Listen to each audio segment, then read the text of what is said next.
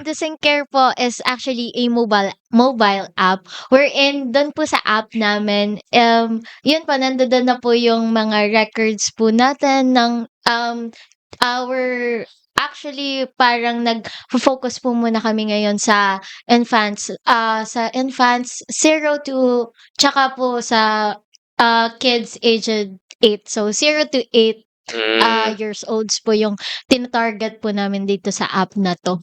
Ang problem na ng Syncare is yung, healthcare system in the Philippines or in Lipa in specifically.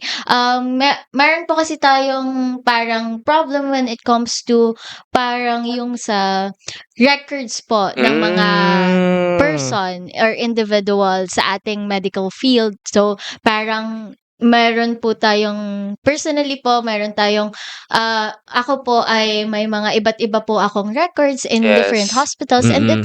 it's quite, mahirap para Mm. sa parents ko and for me din na i-combine sila into one parang record na yun lang yung ibibigay ko sa Hmm. doctors.